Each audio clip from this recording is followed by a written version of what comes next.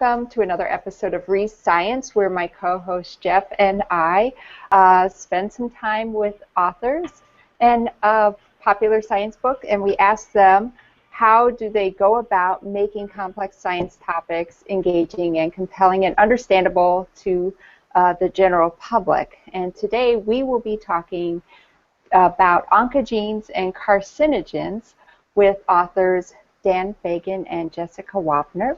And I'm very pleased to introduce science journalist Dan Fagin, who has written this really engaging book called Tom's River, A Story of Science and Salvation. And I read this, or I listened to it on audio back in March. And Dan is a science journalism professor at New York University. He is a nationally prominent journalist on environmental health topics. He has been a principal member of reporting teams that were finalists for the Pulitzer Prize and has won both the best-known science journalism prizes in the United States from the American Association for the Advancement of Science and the National Association of Science Writers. He writes in Nature, the New York Times, Scientific American, Slate, New Scientist, and he's an associate professor of journalism and the directors of the master's level Science, Health, and Environmental Reporting program, one of the oldest and best regarded science journalism training programs in the world. Welcome, Dan, and look forward to a nice conversation about this book that tackles environmentalism and cancer and science and epidemiology. I learned a lot from this book, by the way. And Joanne, it is my pleasure to be introducing Jessica Wapner, who describes herself as a freelance science writer, which I think is one of the most admirable jobs in the world because I don't know how to do it. She's interested largely in health, medical, and related issues like that, and her work has appeared in all of the places that have become familiar to people who read science, like the New York Times and Scientific American and Slate and Science and other top journals and outlets. And I've just discovered, as I was looking into this, that she blogs for the Public Library of Science. Her blog is called Work in Progress and deals with issues in the world of drug development, including ethics, which is very interesting. She's written about cancer research and treatment, and that is the core of her first book, which is an amazing first book, Jessica, called The Philadelphia Chromosome, A Mutant Gene and the Quest to Cure Cancer at the Genetic Level, and I have one right back here. And I will confess that I'm only halfway through, but what a rewarding halfway it has been so far, and I'm waiting to see what happens, but I was delighted to learn. I mean, I now know these words like oncogene and what they mean, and I even, when I review it, I wrote down a phrase, and it's like I was delighted to discover that I understood all the words in this phrase, having read that. I know how you feel. Yeah, that is a very nice feeling, and I want to start with the simple, really broad essay question for everyone that has been a theme we've talked with before with other people who are writing about modern topics. And as I read your book and hear about Dan's book, I realize that since I was in college and an adolescent, say, starting to read about science and learn about things, how we understand what cancer is, and I'm looking now at Dan, what causes cancer and how these things happen has changed in amazing ways that no one would have dreamed of, and that many people might not be aware of, that you're both getting the word out about. And so I'd like to start with a sort of overview from both of you of what is our current understanding, what has changed about how we see what cancer is, what do we think it is today, and what do we understand now about the complicated causes of cancer. Jessica, would you care to start? Sure. Yeah, thanks for that really nice introduction, and thanks so much, Jeff and Joanne, for the invitation to be here. It's great to be here joining Dan. So I think I'll start with I'll answer in terms of what this book, the trajectory that this book follows, which is that cancer is a genetic disease, or that's one of the sort of increasingly common understandings, right? Like if you walk up to the average person on the street and say, what's the cause of the common cold, right? You can say it's a virus or it's a bacteria. Everybody, that's common knowledge. But if you walk up to the average person and say, what's cancer? It's not cancer is a genetic disease, it's cancer is a deadly disease, or cancer is something I don't want. But it's not cancer is a genetic disease. So I think one of the themes in this book, and that certainly other books have covered as well, The Emperor of All Maladies for sure, is that increasingly we are understanding cancer as a genetic disease, and there it is. And that's not to say that all is an amazing book. That's not to say that all of the underlying causes are random genetic changes, but that the root lies in our genes. So I'm sure Dan has a lot to add. Sorry about that telephone, if you can hear it. Nice ring. Yeah. So I totally agree with Jessica that one thing we can say for sure, well, as sure as you can be about anything in science, which is never completely sure, is that cancer is a disease of genes. People are confused by that because they assume that if cancer is a disease of genes, it's a disease of heredity, and that's not necessarily the case, although certainly there's a heritable component to some cancers. And that's what makes it exasperating, too, because what we can say with confidence about, there's not a lot that we can say with confidence about how cancer begins and why it begins. But one thing that is almost certainly true with most cancers is that it requires a series of things to go wrong, right? Genetic hits. As Jessica mentioned, some of those could be completely random. Some of them might not be random. Some of them might be related to nutrition or smoking or something else that we experience in the environment, which is what I write about. So it's complicated, and then of course the big complication is that if you ask people about cancer, they assume that cancer is one disease, and it's anything but one disease. It's 200 plus, and as we keep identifying new variants, we're actually much higher than that, depending on how specific you want to get.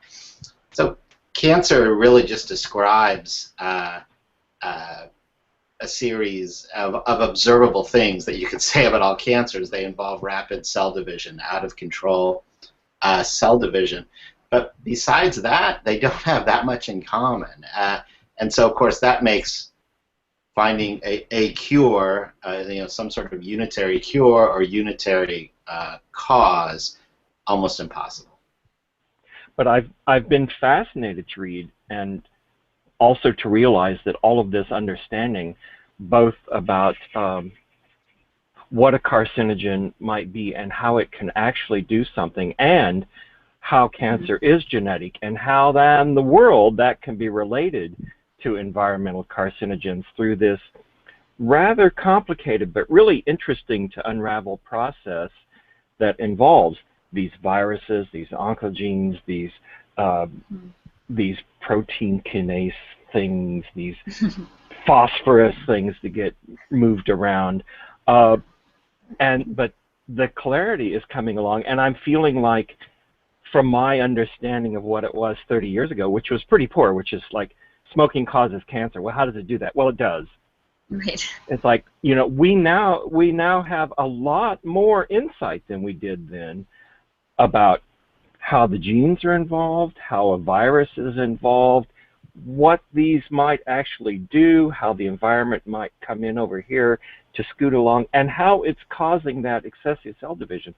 What an amazing amount of stuff to happen, and it's been so active in the last 30 years. And if I were to read any of these books, which is a useful thing, the idea of the cure for the cancer takes on a lot more nuance now.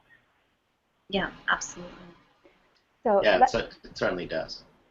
I just want to chime in. So when I was in undergraduate and graduate school as a cell biologist, primarily, the things that Jessica talks about in her book, how they discovered how chronic myeloid leukemia is related genetically, and then the role of tyrosine kinases and phosphorylation, the role of those in phosphorylation in setting off a cascade of events. These were things we were talking about actively in school because they had just recently been discovered. And I'm going to let Jessica speak more on this. I really like your book, Jessica, because I felt like it did a really great job in showing that scientific discoveries are not about one person. And boy, there's a lot of women involved in this. Yeah. Always happy to see that, because everyone, you know, there's a lot of assumptions that men are making the great discoveries, but this just showed this continual flow of, you know, this person found this, and this person found something similar, and then somehow they found each other, and then we're, you know, snowballing this information. And your book takes place over the course of what, 50 years, 30 years, for sure. Yeah. I mean, it starts, well, the chromosome was discovered in 1959, this genetic mutation. And I describe work even going back to 1910, of course, with Peyton Rouse at Rockefeller University discovering this virus that caused cancer in chickens. But yeah, that was, I mean, I'm so glad to hear that came through, and that was one of the things that stayed with you, because that's one of the things I loved about this story. And the thing that made it seem challenging in the beginning, because there's no hero. There's, you know, later, of course, a hero kind of emerges with Brian Drucker. But certainly in the first part of the book, in the basic science years, the heroes are everybody, and they're not. Nobody was trying to do anything. Nobody was saying, oh, here's this genetic mutation. Let's figure out how it causes CML, chronic myeloid leukemia, so we can make a drug. You know, this was not what people were doing, because nobody understood the genetic underpinnings of cancer, and nobody understood that you could make a drug to target that. Nobody understood that the genes encoded protein that triggered the signaling cascade that led to white blood cell production. So it was really it was just people doing science that then tied up together. And there's this one moment that I describe in the book where there's scientists, this couple who are having a glass of wine together one evening, and they're only, I think they were in the States somewhere. I'm trying to remember where they, I have to remember the exact details. But they had left their home countries because they could not do the cloning work that they wanted to do at the time where they were, because there was this sort of alarmist fear of where that research could lead to in the laboratory. So they had gone to other laboratories so that they could pursue what they wanted to pursue, and ended up kind of one night having this conversation of, you know, I think, you know, so-and-so found it was this gene that leads to chronic myeloid leukemia, and someone else saying, oh, that's funny, because I think that gene is located on this chromosome that's involved in this genetic mutation. And, you know, and it was kind of like, oh, well, I think let's go check that out, you know. And lo and behold, that was kind of the final, you know, tying together of all of these pieces. Don't worry, that doesn't ruin the story for you. No, not at all. And I as I was reading it, and of course someone who's been at the bench and reads, you know, lots of research, I was just amazed at how well you captured that. I mean, you didn't capture the tedium in the border, but I felt like you captured that, which, you know, because you might dissuade readers. I mean, but other than that, I felt like you really captured this scientific process quite well. Thank you. And as I read it, of course, being a cell and molecular person myself, I went, wow, I think every, you know, somewhere in your undergraduate years, every cell and molecular biology student really ought to read this book. Because it starts to tie together things that they learn here and there, and maybe only memorize just for the test, as we know students do. So thank you.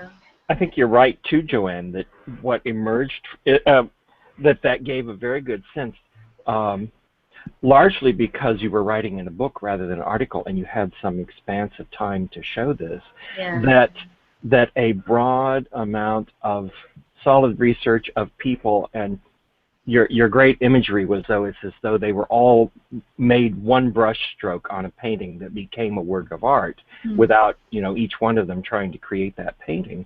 People who are following good, clever, dedicated scientists working in a field, something can emerge from the solid work that they're doing that starts to lead to a broader understanding, and that is a lot different from the picture people conceive of maybe someone saying, well, let's create a drug that targets this, and the NIH says, here's some money, but you need to be more practically oriented or something. Yeah. And this is the science that I recognize too in the world of physics, where things happen, but it looks like there's a lot of people just doing a lot of weird crap that doesn't seem, trying to figure out why chickens, senators are going to make fun of people studying why chickens get cancer instead of doing something useful. And that's just so wrong-headed, and that's a really good understanding for people to have. And I have now, I'm watching Dan over here, and I want to ask him, because I've had to deal recently with someone who is convinced that in the environment there are good things like vitamins and air and stuff, and then there are bad things known as chemicals. And she insists that chemicals are bad things.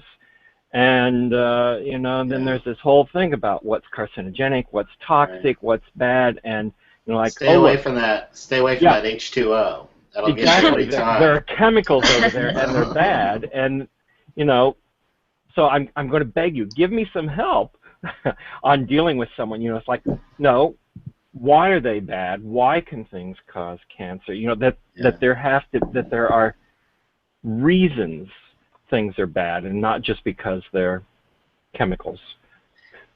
Yeah, I'm glad you asked me that question. It's true that there's a lot of so-called chemophobia out there that and many of my colleagues in science journalism write very articulately about that the world is composed of molecules, atoms, subatomic particles, and chemistry is how those particles fit together, and in that sense, chemicals, we are chemicals. So that silly industry slogan, "without chemicals, life itself would be impossible," is of course actually true. But of course, there's a big on the other hand, and that is that this information is often manipulated by folks who produce toxic chemicals to say that well, it's just another molecule, and all molecules are not created equal in terms of whether they're good or bad for us. So while I strongly object to the use of the word chemical as a pejorative, on the other hand, I very much recognize that we have big problems in our society, and I trace how we got into this position, in Tom's River, starting in the early 1850s with the development of the synthetic dye industry, which then grew into the synthetic chemical industry.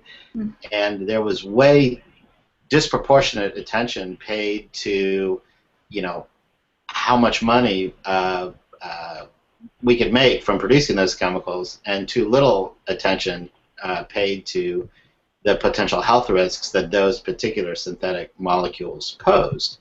So what I think you should tell your friends are that quit using chemicals as a pejorative, but recognize that the world is complex and that some molecules do wonderful things for us, but at the same time, some molecules do not.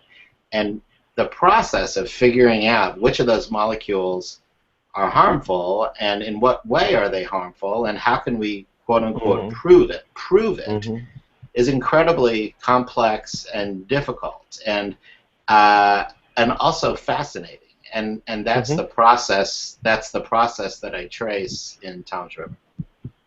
So I'll take a minute here for our viewers to basically summarize. And what I'm going to do is use Carl Zimmer's blurb on the back to give an overview here. But Carl Zimmer, the great biology writer, says Tom's River is an epic tale for our chemical age. Dan Fagin has combined deep reporting with masterful storytelling to recount an extraordinary battle over cancer and pollution in a New Jersey town. Along the way, we meet chemists, businessmen, doctors, criminals, and outraged citizens. We see how Tom's River is actually a microcosm of a world that has come to depend on chemicals without quite comprehending what they might do to our health.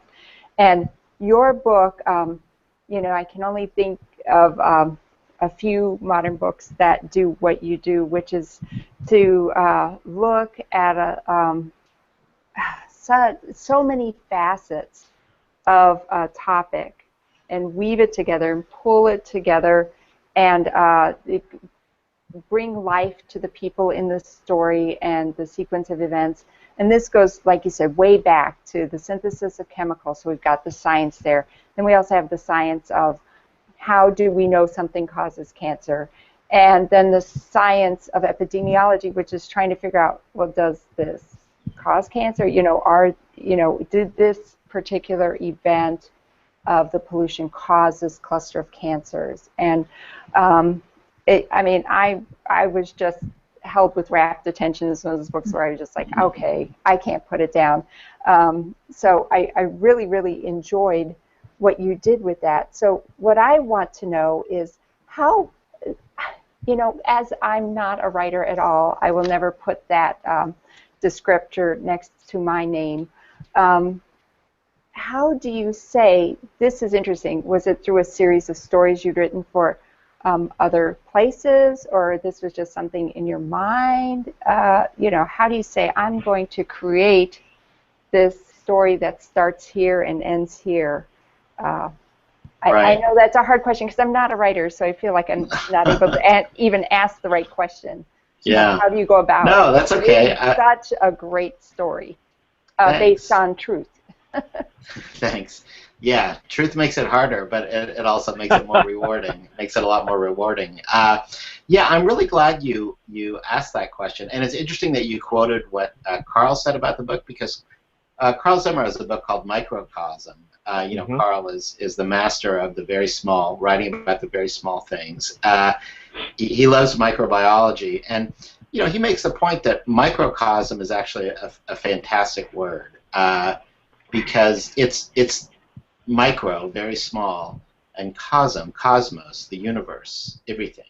So it's describing something very big in a very compact way, and that's really the essence of good journalism.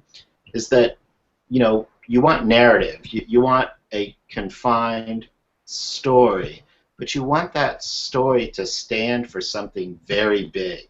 And I loved the story of Tom's River when I first heard about it back, well, let's see, it would be almost 20 years ago, because I thought it had all those elements that I thought were really essential. It's an incredibly human story. It's steeped in science, but it's science at the edge of science, which is, you know, the murky, uncertain place, and the borderlands. And the borderlands are where things get interesting in science. So I love that about it. And I first heard about Tom's River when I was a reporter for Newsday here in New York. And I had written a lot about cancer epidemiology, about spatial and temporal patterns of cancer and what do they mean and how could we interpret them, because that was a very big issue here in New York, especially with regarding breast cancer. There was still is a lot of breast cancer activism. Mm-hmm. So I had written a lot about that, and what was frustrating is that the quality of the science was poor on Long Island. Mm-hmm. It wasn't what it should have been. So when I heard about Tom's River and that the activists there had raised so much hell that they got the federal government and the state government to come in and do a really first-class piece of science, really good epidemiology, and with a kind of a fascinating, unexpected result. I thought, wow, that could be a really good story. So I covered it at the time, and then when I went to NYU and became an academic, really just a journalist, but doing it from a university, I remembered that story and thought, you know what, this deserves a book, because it could be a microcosmic book, a book about something confined that tells a really big story and is also totally relevant to what's happening in the world today, which is why I finished the book in China. I have maybe what's striking me is a similar sort of question, a writerly process for Jessica too. And one of the ways that I always judge a book in this context for us is, and this is where I came up with the word scienticity, was how well integrated science is as part of the rest of the story, or does the author try to avoid, scientific topics, or try to avoid saying anything that sounds scary? Well, I don't know, Jessica, how you could have told this story without using a lot of scary words.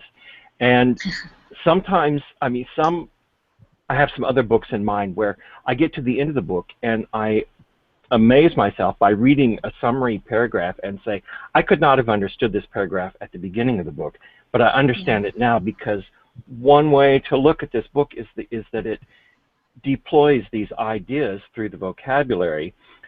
And you have to have those if you're going to talk about the subject or even think about it at any sort of productive level. Otherwise, you spend all of your time, using long phrases to describe things.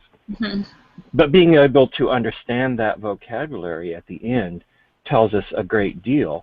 And you've got an awful lot of vocabulary to deploy in this book. And I know that you do it purposely. So I want to talk. It's working out really well, and I'm enjoying feeling like I'm getting this. And I don't know whether the readers will realize that, learning a vocabulary so that they can participate somewhat and follow a modern discussion about this is a really valuable byproduct of reading fascinating stories that are, dramatized, personalized accounts of these events.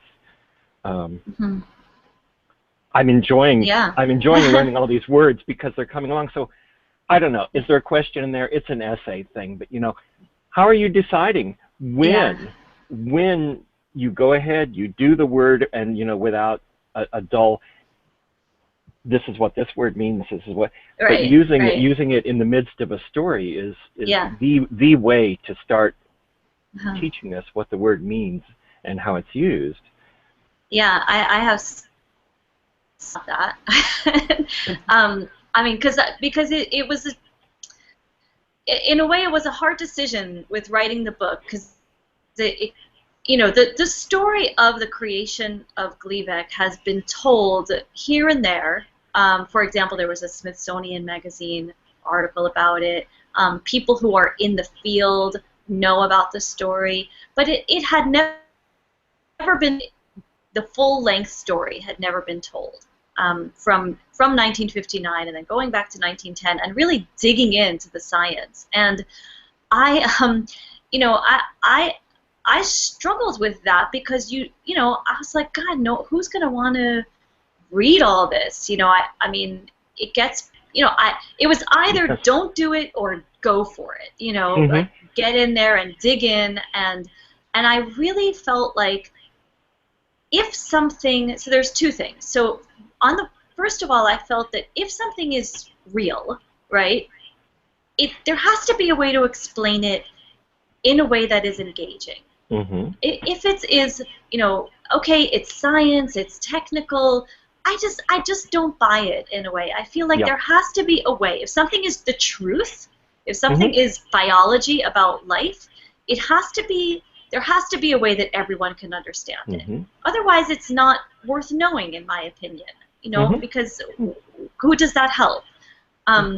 So that's on the one hand, and I love that. I found as I was writing it, I discovered this kind of love of finding the analogy that I felt could really bring it home. It was just something I really enjoyed doing. So I kind of started to just embrace the technical aspects of it. And as much, as hard as it was, my poor little brain, like, okay, today's viruses, we're going in there, and I would sort of come out a week later like, I think I understand it now, and not quite sure.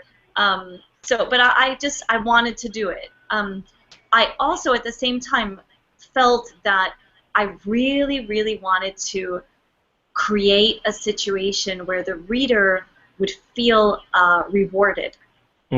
Throughout the book, with these little understandings and little aha, I get it kind of moments. And then I guess I was sort of hypothesizing that when the story gets emotional later on, that the emotion, that experience would be all the better for having come through the science, that it could kind of sort of seep down from your brain into your heart, kind of, and that it would be a deeper and more long-lasting experience to see the survival of patients. When you read about these patients who were saying their goodbyes and tidying up all their loose ends because they only had a few years to live, then taking this drug that was, if anything can be described as a miracle drug, right, this would be it, that experience would be so much more breathtaking, knowing that this 30 years behind it, 40 years behind it, of, extraordinary lab work, that was never with anyone thinking, I'm going to save someone. That's, maybe some people were, but that kind of wasn't really the motive. But here you had people who were just, asking questions, doing their lab work. Yes, they wanted to do something. They wanted their work to matter, but they weren't thinking about, LaDonna LaPasa, who would be getting up out of her wheelchair, having chosen her burial plot. So it was both. That I loved the idea of just finding ways to explain something that would otherwise seem too complex, and also what that would then give readers later on. Yeah. Well, I think we both can agree then that the excuse that is technical, it's science, therefore it's impossible for you to understand. You shouldn't trouble your pretty little head about it, is just an excuse to reject. But the part that goes along with that, I've learned, is like, I believe, and this was true when I would talk about my own research, I believe most people can understand most things about science, but sometimes it takes some time. And fortunately, you've taken the time to write about that. So then that takes us over to Dan with a journalistic question. What do you do when there's not time enough to do that, and when the public understanding just isn't quite there? Because you want to, at all costs, I think, you want to avoid being misleading or imprecise or wrong. Right. Well, Jeff, that's what we do for a living. It's what and what I do in particular, because I also teach other people, how to do it. So, cut me a check and I'll think about telling you. Okay. No, I'm just kidding. That would be a lot of fun, I think. Yeah. No, of course I'm just kidding about that. What I mean is that, you put your finger on something really important, that, there are different kinds of challenges. When you're writing a book, there really is no excuse not to explain something well. When you're writing it, because you have plenty of space, when you're writing a book, the challenge is to be interesting and also clear. And the reader has a short attention span, and you've got to deploy all your tricks to keep them interested. Now, your question, you ask about something else, which is that in a journalistic context, where you're writing for a newspaper or a magazine, and space is limited. Yeah, it can be incredibly difficult, and you cannot. The one thing you cannot compromise on is clarity, because being misunderstood is the ultimate sin. That's just as bad as getting something wrong. Is to be misunderstood. So it's really difficult, and usually what the journalist winds up having to do is you have to make hard choices, not about cutting explanation, because clarity should never be sacrificed, but cutting entire ideas, cutting entire aspects of the story. Sometimes you have to make the really hard decision and just cleave them, and choosing the depth of the storytelling. Well, sometimes you do have to sacrifice the narrative. Sometimes you do have to sacrifice story for clarity.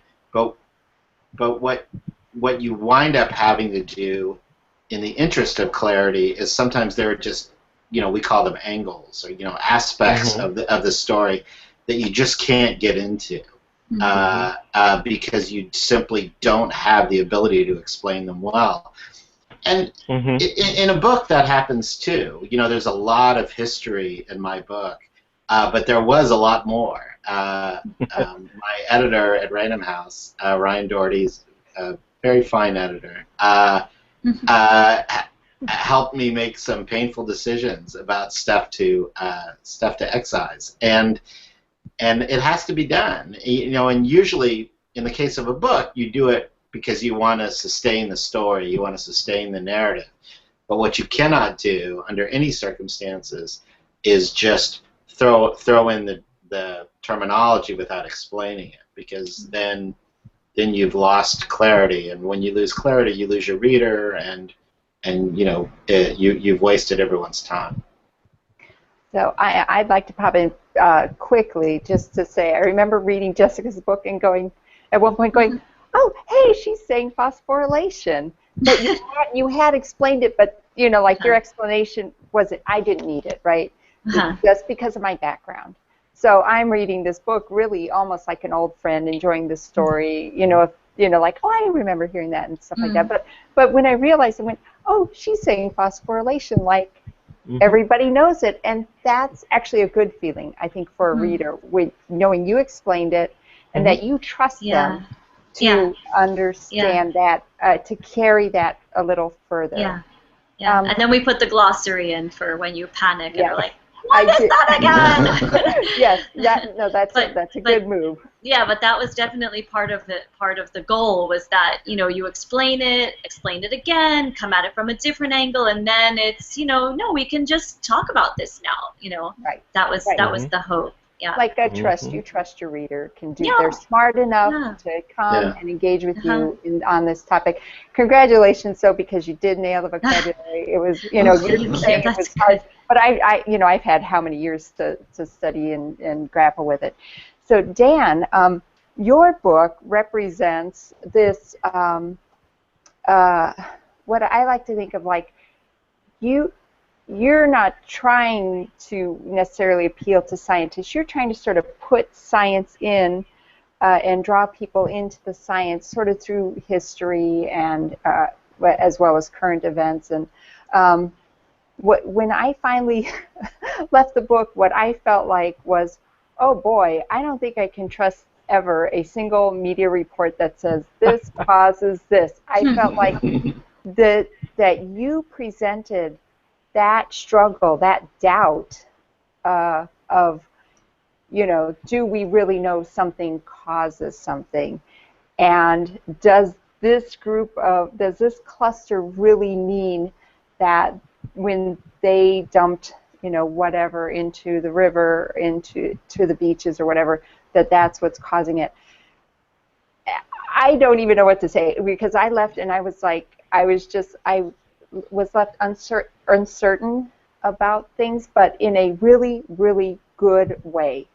And I don't even know how to encapsulate that in words. And I'm wondering if that's what you were trying to do, to say we aren't always right, by the way. Yeah. I did want to lay out why it is so difficult, because I think that's really interesting. It's like a detective story, and in the end, what you're left with is not a clear verdict, but instead you have to. It's not a criminal case, where things have to be beyond a reasonable doubt. In the world, the reality of the world is it's more like the standard for a civil lawsuit. What is the preponderance of the evidence? You know, and that's really the scientific process. You know, science does not get us to absolute truth. It just gets us ever closer to a reasonably accurate description of how nature works. And the scientific process, through hypothesis and then testing and then rehypothesizing and retesting, you know, eventually inches us closer to an accurate representation of reality. And that is certainly true in the case of the causes of cancer. And so the point that I was really trying to make is the core question is not, can we prove that molecule X causes cancer? The real question is, what is the state of the evidence, and what decision do we make as a country, as a world, and also as an individual? What do we do in the face of uncertainty? You know, what kinds of decisions should we make? Because I think that there's a big misunderstanding on both sides that environmental activists often assume that something is proven when it's not, and industry folks often take advantage of this uncertainty and say that because something is uncertain, excuse me for 1 second, and say that because something is uncertain, we therefore ought to do nothing. You know, we ought to just leave a molecule in commerce since we can't prove that it gave person X, you know, bladder cancer or lung cancer. And that's just as ridiculous as the first assumption that some chemophobes make. So what we really ought to be doing is weighing the evidence and making smart decisions. And that did not happen in Tom's River, and as a result, I believe the preponderance of the evidence suggests that many children died needlessly. Children died and they did not need to die. And so I hope that the lesson of Tom's River is that we need to be smart about weighing the evidence. And when we're not smart, when we just drive ahead and say, well, we can't prove anything, so let's just keep going, sometimes there are tragic results. When there's a big business interest in the PR firms for the chemical producers, or for the cigarette producers, or for the anti-environmental, the anti-anthropogenic climate change people and oil companies and things, whose sole purpose is to create doubt. And then this is pushing the scientists into a corner, scientists who always deal with contingent truth, and we are taught never ever to say something is absolutely true, are forced in their press briefings to say, oh no, this is absolutely true, even though they don't want to, because otherwise the public will hear all the people saying, see, he said it's only 98% true, which implies that it's maybe 2% not true. Well, good heavens, what tools, and you know, your books contribute to this, but what's the poor, hapless, average person to do with all this bullshit flying around? Yeah, it's hard. It's hard, and that's why science journalism is so important, and it's why, you know, we're so concerned about what's happening with the economic models, with the business models for science reporting, because you know, if not for journalism, you're left with, you know, just sort of a world of spin, you know, where, you know, environmentalist spin versus industry spin, and what are the members of the public supposed to do in that situation? That's a really awful situation, and you know, it's why podcasts like this are so important. We really need to get the word out that independent, evidence-based storytelling is vital. It's absolutely vital. Well, I'm glad you're both out there doing that. So without giving away everything in your books, both of your books have Ciba Genomics as a main player. That's right. Yes, so Jessica, why don't you tell us about Ciba Genomics' role in your book? Well, so they were Ciba Genomics. So they're a pharmaceutical company. I mean, no longer a pharmaceutical company. They merged with Sandoz. Those two companies were rivals across the Rhine in Basel, Switzerland, and they were one of the first pharmaceutical companies to start a tyrosine kinase inhibitor program.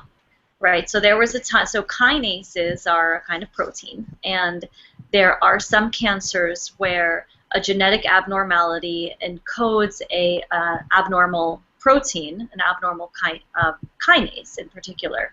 Kinases are enzymes that set processes in motion. So kinase, kinetic, it's in the word. So in this case, this particular kinase, this BCR-ABL kinase, as it's called, sets in process this unchecked production of white blood cells. So when that became clear that how the Philadelphia Chromosome mutation was connected to CML, there were people who said, okay, let's, could we try to make a drug that targets this genetic mutation? And there were people outside of the pharmaceutical industry asking that question, and there were people inside the pharmaceutical industry. CML was not the only disease where this were being found, but CML was kind of at the leading edge, and it turned out to also have this most direct connection, that it was this one mutation leading to this one cancer in a very clearly defined way. And so they started a program at Ciba to make a drug. Actually, it was not, their goal was not to make a drug for CML at first. They really wanted to target a more common cancer. CML is rare.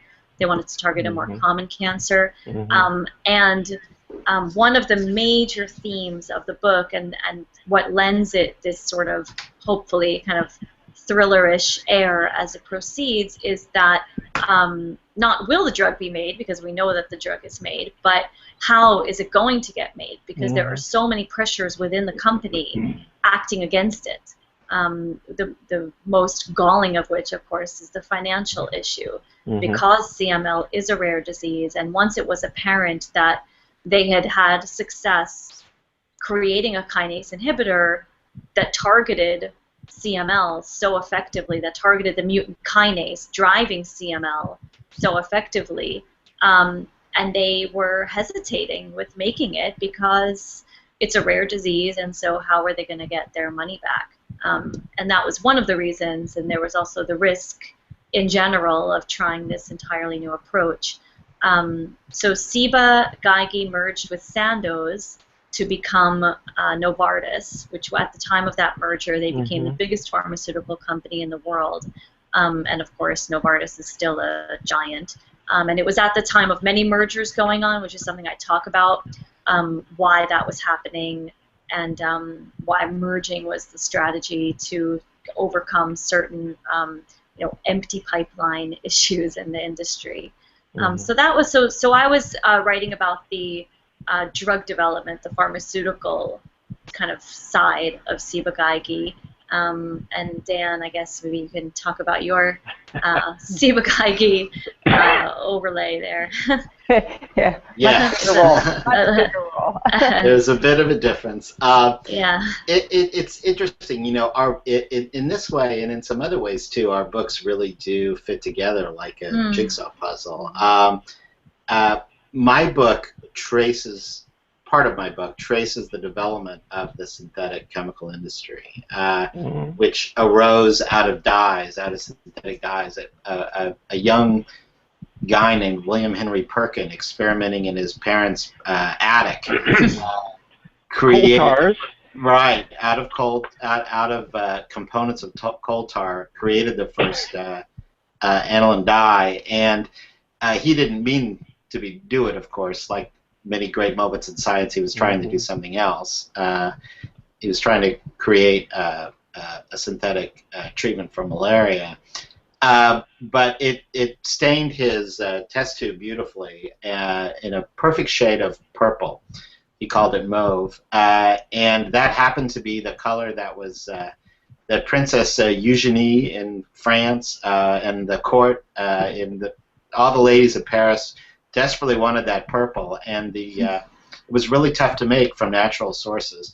So when Perkins Mauve came out, oh my gosh, everyone wanted it. And Switzerland was a country that, at the time and for many years thereafter, did not recognize foreign patents. France and England, called it the land of pirates or the land of counterfeiters. So some very sharp folks in Switzerland saw what Perkin had done and basically just appropriated his technology, his process, and created, through a series of fascinating business enterprises, built the synthetic chemical industry, first in Switzerland and then in Germany. And all of those companies, including Ciba Geigy, Ciba, and then Geigy and Sandoz and BASF, they all arose from this same from this same geographic area and also doing the same things. And what's most fascinating about it to me was that the environmental aspects were quite clear from the very start. Starting from the 1860s, the Rhine was horribly polluted, and groundwater next to these factories was in terrible shape, and people were getting very sick or even dying. But the dyes were extremely profitable, and it was the income from dyes that allowed Ciba and then Ciba Geigy and then eventually Ciba Geigy and Sandoz together to expand far beyond dyes into petrochemicals and then eventually into pharmaceuticals. And so Gleevec, has its roots in synthetic dyes in the 1860s. There's just sort of a chain, and the ethics of this are really problematic for Ciba Geigy because there was terrible environmental damage in Basel, and then there was horrible environmental damage in Cincinnati, which after World War I, the Swiss, seeing that the Germans were weak, wanted to get into U.S. manufacturing, and so they created the Cincinnati Chemical Works, and there became a terrible, absolutely hideous cluster of bladder cancer among workers at the Cincinnati Chemical Works. Almost every worker who handled these two particular synthetic dyes got bladder cancer. It was just absolutely horrible. And so what did Ciba Geigy do? Well, they moved to Toms River. And so the process repeats itself. And now, of course, there is no Ciba Geigy. As Jessica explained, there was a series of mergers, and then the chemical manufacturing was spun off, and what's left of Novartis is now in pharmaceuticals. But BASF is still going strong with synthetic chemical manufacturing and dye manufacturing, and I wrote an op-ed recently for the New York Times in which I explained that the same process is going on now in China, and we really need to learn from our mistakes, and that isn't necessarily happening. Or if it is happening, it's happening frustratingly slowly. Slow. So another thing your books have in common, because I did want to get back to this, blurb on the front. Both comes from Siddhartha Mukherjee, who wrote The Emperor of All Maladies, a biography of cancer. Okay, folks. Yeah, that's a pretty good book. Nothing against your book. I love this book. Okay, so it won the Pulitzer Prize in 2010. Fantastic book. If I could have gotten him on in this discussion, I would have done it. But so it doesn't happen so often with nonfiction, but when a book ends and you feel sad, that's how I felt with this book. So his book, of course, looks at that. So I don't know if you both have read it. And because my goal is to get people reading. I would love them to read your books, but also Siddhartha's. Yeah. In that sort of, I know we're coming to the end, and from our previous discussion, I wanted to let anyone listening or watching know that that entire thing about kinase inhibitors and things that Jessica was talking about, it's all clear after you've read the first 100 pages of her book. I think it's just amazing that I can sit here and listen, but hearing from Joanne her enthusiasm for the Emperor of All Maladies, and we also we've discussed how much we've enjoyed reading both of your books. And there's a general comment that I would make is every time I go to my library and choose a book at random, but also the books that come to me, I'm gratified by the number of really good science books that are being written. There is a lot of really good science writing rather than previous times when I remember a lot of tragically bad science writing. And, you know, that's, you know, a personal thank you to both of you in commendation, but also just something, and maybe this is, you know, because of the people who've been paying you, Dan, but there's there's some bootstrapping or something going on, and the level of expectation and output seems to be going up significantly. Yeah, I do think the level of expectation is going up, as it should, and the quality in general is going up, and you know, I actually credit the internet for that in the sense that there's very lively criticism, you know, in the best possible sense of the word. You know, we just had a little dust-up this week because The View, you know, the show on ABC, just hired Jenny McCarthy, who is a really ignorant anti-vaxxer, anti-vaccination person, and so that it created a, you know, dilemma for journalists. Not really a dilemma, actually, but some journalists see it as a dilemma of, you know, how do we cover this, and how explicit should we be about the state of the evidence on the non-link between autism and vaccines.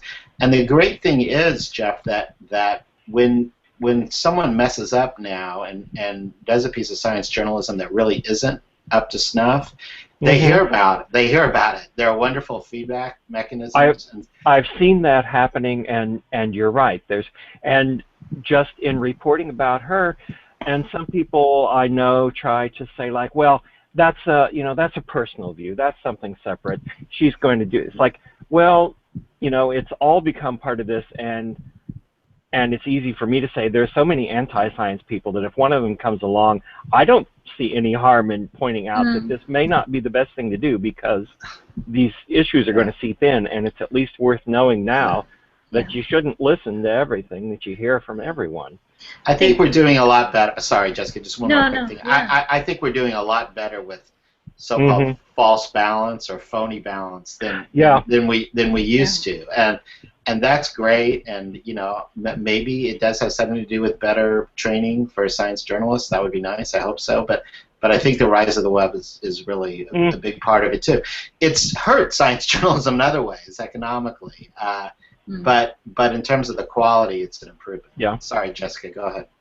No, I was just kind of going to add that I think that the trick is to balance and make sure that it's clear what's going on without it becoming divisive, right? Without attacking Jenny McCarthy or attacking the person holding the view, not the show. I mean the viewpoint. But you know, to do it in a way that, because then if you can do it in a way that it doesn't cause divisiveness, it's respectful, and it's easy to respect then the journalism voice saying, well, actually, you know, there is no link, or you know, this is the state of the science for real, or whatever it might be, and not doing it in a way, oh, is that like an alarm in someone's home? Or are we going off the air? No. Like, sorry, that again. Tornado. That's my fault again. It's the volunteer fire department is not far from my house. I thought you were telling me I had made my point. Yeah, sorry. Yeah, I think that's a really good point that Jessica just made, and you know, it's really important for journalism to be evidence-based, but it's not necessary for journalism to be snark. And you know, that's a downside of the web, that you know, there's a kind of a snobism, that a snobbery that can happen sometimes, that, oh, those ignorant anti-science people. Well, that doesn't accomplish anything except just to alienate people. So tone is really important. Really important. So that people can evaluate more objectively what's going on, and they'll get the right answer sooner or later. Wow. So the hour's flown by. I am so excited. I got the chance to speak with both of you, and I just suddenly feel so enlightened in the course of an hour about so much about science journalism that I didn't know before. I'm really impressed with both of you, and I loved both of your books. So, you know, I like a lot of books, but I really, really loved both of your books. And like I said, it may be, you know, this is sort of, you know, the biology is my field, and I like the chemistry as presented in Tom's order. But I learned a lot. I'm so glad you guys came and spent some time talking with us. Thank you so much for having us. It was really fun. Thanks a lot. Thank you. Thank you.